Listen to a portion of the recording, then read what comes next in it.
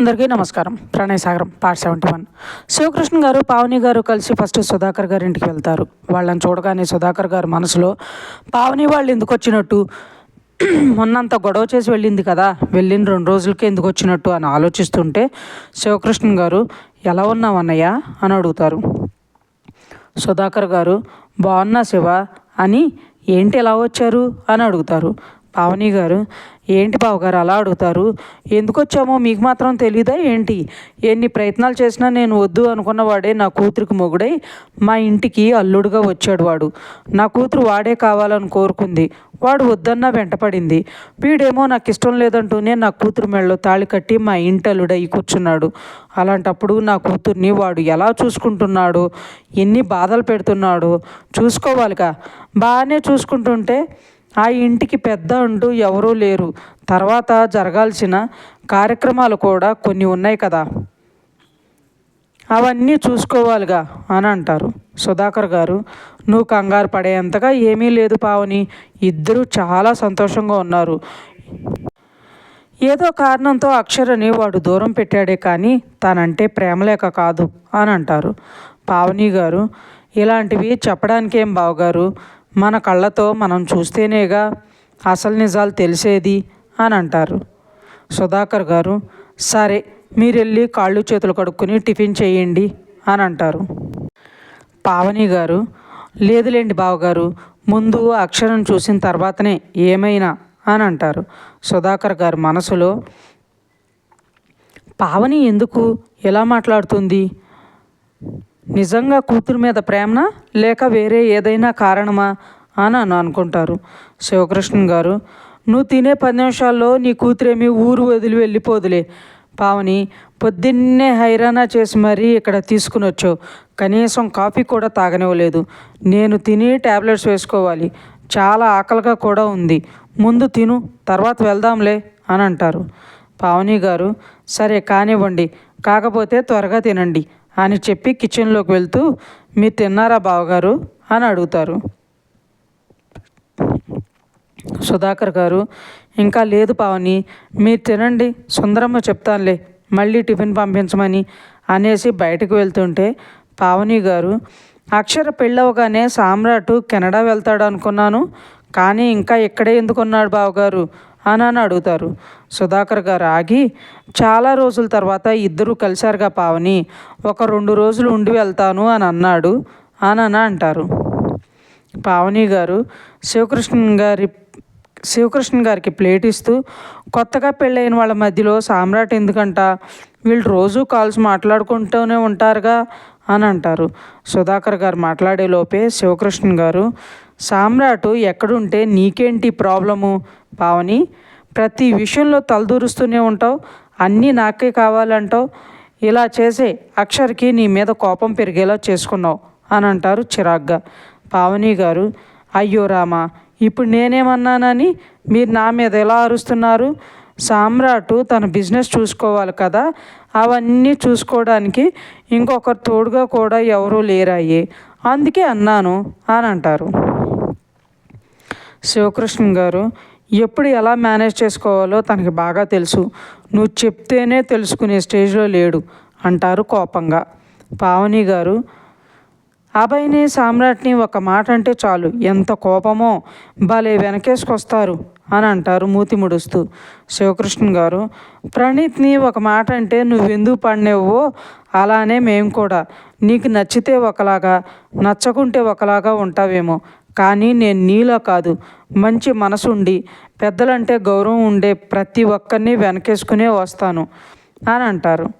పావని గారు అంటే ప్రణీత్కి పెద్దలంటే గౌరవం లేదనా, వాడు ఎంత మంచి పిల్లోడో తెలుసా, నా మాట అంటే గౌరవం, నేనేం చెప్పినా చేస్తాడు అని అంటారు. శివకృష్ణ గారు ఇప్పుడు అదా అవసరమో, అవునవును చాలా గౌరవం, అందుకే ఆ అమ్మాయికి ఇష్టమో కాదో కనుక్కోకుండా ఇంట్లో వాళ్ళకు ఒక్క మాట కూడా చెప్పకుండా పెళ్లి సంబంధాలు కుదుర్చుకునే అంత గౌరవం చూపించాడు నీ మీద, ఇందుకే నిన్ననేది అంటూ ఇంకా ఏదో అనబోతుంటే సుధాకర్ గారు శివ వదిలే, అయిపోయిన దాని గురించి ఎందుకు మీరు గొడవ పడతారు, అక్షర్కి ఇప్పుడు పెళ్ళైపోయింది, తన గురించి అభయ్ గురించి ఆలోచించండి అని అంటారు. శివకృష్ణన్ గారు, పావని ఎప్పుడు ఇంతే అన్నయ్య, ఇలానే మాట్లాడి నా కోపం తెప్పిస్తుంది. అయినా ఇది రోజు నాకు అలవాటైపోయింది అని అంటారు విసుగ్గా. సుధాకర్ గారు, సరే ఇద్దరూ తినేసి కాసేపు రెస్ట్ తీసుకుని తర్వాత వెళ్ళండి, పొద్దున్నే వాళ్ళని ఎందుకు డిస్టర్బ్ చేయడం అని అంటారు. పావని గారు, డిస్టర్బ్ చేయడం ఏముంది బావగారు, అబ్బాయి ఇందాకే మాకు దారిలో కనిపించాడు, ఇంటికి వెళ్తున్నాను అన్నాడు అని అంటారు. సుధాకర్ గారు మనసులో, అక్షర ఇంట్లో లేదు, పొలం దగ్గర కూడా లేదు అని కాల్ చేశాడు. ఇప్పుడు వీడు ఇంటికి వెళ్తున్నాను అన్నాడంటే తను వచ్చేసిందా, ఒకసారి కాల్ చేద్దాం అనుకుని వాడు ఫ్రెష్ అవని ఆ పావని, నైట్ అంతా పొలంలోనే ఉండుంటాడు, కాస్త రెస్ట్ తీసుకొనివ్వు, ఆ తర్వాత తినాలి కదా, వాడికి కావాల్సినవన్నీ అక్షర్నే కదా చూసుకోవాలి. మీరు వెళ్ళినా తన పనిలో ఉండి సరిగా మాట్లాడకపోవచ్చు, దానికి మళ్ళీ గొడవ చేస్తావు, దాని బదులు కాస్త నిదానంగా వెళ్తే అందరికీ మంచిది అని ఎవరు ఏం మాట్లాడకుండా అక్కడి నుండి వెళ్ళిపోతారు.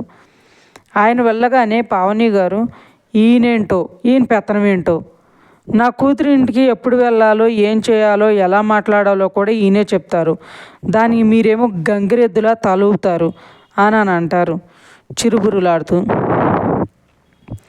శివకృష్ణన్ గారు, నీ మాటలు వినలేక, నీతో గొడవ పడలేక, నీకు భయపడి ఎలా అయితే గంగిరెద్దులా తలూపుతున్నానో అలానే మా అన్నయ్య మీద ప్రేమ గౌరవంతో అలానే ఊపుతున్నా. అది తప్పు కానప్పుడు ఇది కూడా తప్పు కాదు అని అంటారు చేయి కడిగేసుకుంటూ. పావని గారు కోపంగా, అంటే మీకు నేను పెద్ద ప్రాబ్లంలా తయారయ్యానా, నా మీద ప్రేమ గౌరవం లేవా మీకు అని అంటారు. శివకృష్ణన్ గారు, నీతో గొడవ పడే ఓపిక నాకు లేదు పావని, నన్ను వదిలే, డ్రైవింగ్ చేసి నడుం పట్టేసింది, కాసేపు పడుకుంటా అని లోపలికి వెళ్తుంటే పావని గారు, నేనంటే అందరికీ లోకువే, అంత తప్పు నేనేం చేశానో, అంత కాందాన్ని ఎందుకయ్యానో, అటు కన్న కూతురికి అమ్మంటే ప్రేమ లేదు, ఇటు కట్టుకున్న మొగుడికి ప్రేమ లేదు అని రుసరుసలాడుతూ ఆవిడ కూడా టిఫిన్ చేసేస్తారు. సామ్రాటు కోపంగా శాంతిని తిడుతుంటే అభయ్ అక్షర్ గురించి ఆలోచిస్తూ ఉంటాడు. టెన్షన్లో అభయ్కి పిచ్చిలేస్తుంటుంది, తన మీద తనకే కోపం వస్తుంది. అభయ్ బుజ్జిని కాపాడుకోవడానికి తనకి దూరంగా ఉండడానికి కూడా ఆలోచించలేదు. ఆ ప్రణీత్ గారితో పెళ్ళి అనగానే నా బుజ్జి నాకు శాశ్వతంగా దూరం అయిపోతుందనే భయం నన్నుగా ఉండనివ్వలేదు. తనని దూరం చేసుకోకూడదు బుజ్జి నాకు తోడుగా ఉంటుందనే నమ్మకం నాకు ధైర్యాన్ని ఇచ్చి తనని పెళ్లి చేసుకునేలా చేసింది. ఆ శాంతి నుండి తనకి ప్రమాదం అని తెలిసి కూడా నేను ఇంత జాగ్రత్తగా ఎలా ఉన్నాను, తప్పంతా నాదే. నేను ఒక చేతకాని వాళ్ళ, ఒక అసమర్థుళ్ళ నన్ను పిచ్చిగా ప్రేమించే నా భార్యని కాపాడుకోలేకపోయాను. మా మధ్య దూరం దగ్గరయ్యి తనకి శాపంలా మారిందా అని వస్తున్న కన్నీటిని ఆపుకుంటుంటే సామ్రాటు, అభయ్ ఏదో ఒకటి చేద్దాం పదా, ఇలా ఆలోచిస్తూ ఇక్కడే కూర్చుంటే అక్కడ ఆంటీ వాళ్ళని మేనేజ్ చేయలేం, ఇక్కడ అక్షర్ని కాపాడుకోలేం అంటుండగానే సుధాకర్ గారు బయటకు వెళ్ళి అభయ్కి కాల్ చేస్తారు. అభయ్ ఫోన్ లిఫ్ట్ చేయగానే మామా అంటాడు బాధగా. సుధాకర్ గారు, ఏమైంది అభయ్, అక్షర్ నీతోనే ఉందా, హైదరాబాద్ నుండి మీ అత్త మామ వచ్చారని తెలుసుగా, త్వరగా తనని తీసుకునిరా, లేదంటే మీ అత్త గొడవ చేస్తుంది అంటారు. అభయ్, ఆ దెయ్యం అక్షర్ని ఏదో చేసింది మామ, తను ఎక్కడుందో ఏమీ అర్థం కావడం లేదు, అది నాకు కాల్ చేసి తనతో విడాకులు తీసుకో అది ఇది అని ఏదేదో అవుతుంది మామ అంటాడు కన్నీళ్లతో. సుధాకర్ గారు, అసలు ఏమైందిరా, అక్షర్ కనిపించకపోవడం ఏంటి, మీ ఇద్దరూ కలిసే పొలానికి వెళ్ళారు అని సామ్రాట్ చెప్పాడు, నువ్వు పక్కన ఉండగానే ఎవరో అక్షర్ని తీసుకెళ్ళడం ఏంటి, వాళ్ళు తీసుకెళ్తుంటే నువ్వేం చేస్తున్నావు, అసలు ఏం జరిగింది, ఎలా జరిగింది అని అంటారు కోపంగా. అభయ్, అక్షర నైటు రూమ్లో పడుకుంది మామ, నేను పైన మంచమే పడుకున్నాను, పొద్దున్నే లేచి చూసేసరికి అక్షర రూమ్లో లేదు, మొత్తం వెతికాను ఎక్కడా కనిపించలేదు, ఆ శాంతినే బుజ్జిని ఏదో చేసింది మామ. అది ముందే చెప్పింది బుజ్జికి దూరంగా ఉండు అని. అయినా వినకుండా బుజ్జిని పెళ్లి చేసేసుకున్నాను. అందుకే ఇదంతా చేస్తుంది. తనని పెళ్లి చేసుకోకుండా ఉండుంటే ఇప్పుడు ఇలా జరిగి ఉండేది కాదు కదా మామ. నా చేతులారా నేనే బుజ్జిని ఇబ్బందుల్లో పడేశాను. నా వల్లే ఇదంతా అని బాధపడుతుంటే సుధాకర్ గారు, రేయ్, జరిగిపోయిన దాని గురించి కాదు ఆలోచించాల్సింది. అక్షర్ ఎక్కడుంది, ఎలా ఉందో తెలుసుకుని తనని తీసుకుని వచ్చే ప్రయత్నం చేయకుండా నీ అయ్యిందని ఏడుస్తూ కూర్చుంటే ఎలా? ముందు అది ఆలోచించు. ఈలోపు నేను సామ్రాట్కి కాల్ చేసి తన్ని పంపిస్తాను అని అంటారు. అభయ్, సామ్రాట్ కూడా ఇక్కడే ఉన్నాడు మామ అని అనగానే సుధాకర్ గారు, సామ్రాట్కి ఫోన్ ఇవ్వు అని అంటారు. అభయ్ సామ్రాట్కి ఫోన్ ఇవ్వగానే, సామ్రాట్ వాడి పిచ్చి పిచ్చి ఆలోచనలతో ఏం చేస్తాడో ఏండో, నువ్వే వాడికి ధైర్యం చెప్పి ఇద్దరూ కలిసి అక్షర్ గురించి చూడండి అంటారు. సామ్రాట్ అలాగే అంకుల్ అని కాల్ పెట్టేసి, అభయ్ పద మనం వెళ్దాం అని అంటాడు. అభయ్, ఎక్కడ సామ్రాట్, ఎక్కడని వెతుకుతావు? ఆ రాక్షసాన్ని ఎక్కడ తీసుకెళ్ళిందో, ఎంత దూరం తీసుకెళ్ళిందో తెలియకుండా ఎలా వెతుకుతాం? అదేం చేయమని చెప్పిందో ఆ విషయం గురించి ఆలోచించకుండా నేను లేట్ చేసే ప్రతి క్షణం అక్షర్కి ప్రమాదాన్ని మరింత దగ్గర చేస్తుంది. అందుకే నేను ఒక నిర్ణయానికి వచ్చాను సామ్రాట్ అని తన వైపు చూస్తాడు. ఇంకా ఉంది ఫ్రెండ్స్. మీకు ఈ స్టోరీ నచ్చినట్లయితే లైక్ చేయండి, సబ్స్క్రైబ్ చేయండి. ఇంతలా ఆదరిస్తున్నందుకు థ్యాంక్ యూ సో మచ్.